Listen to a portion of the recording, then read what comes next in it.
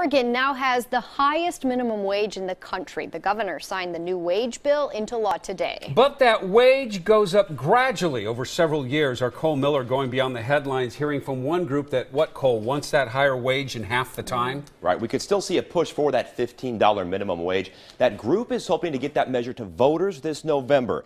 In the meantime, with the governor's signature today, Oregon is making history, whether you like it or not.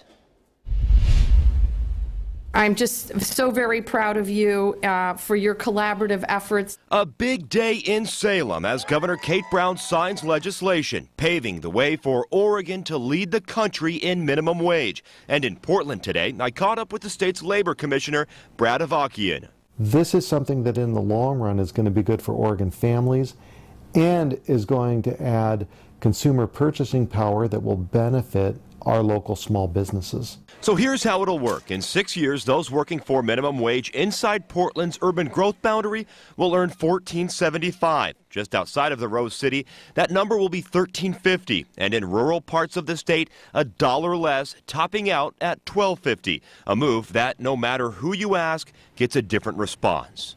Wages need to go up because things ain't cheap. I think it sounds great, but I think we're going to have difficulties and expenses as stores. Some small business owners have opposed this idea, citing additional costs.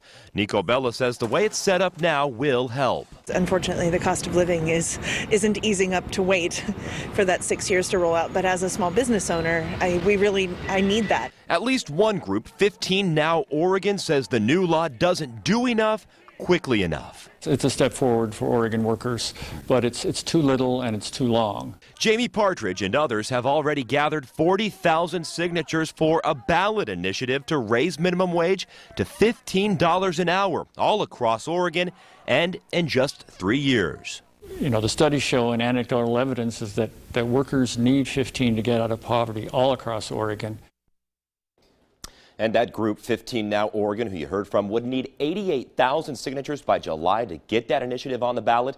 I'm told they'll decide this weekend if they want to continue with that effort. The first bump in minimum wage will come this July, a bump of 50 cents for Portland and 25 cents elsewhere. Back to you.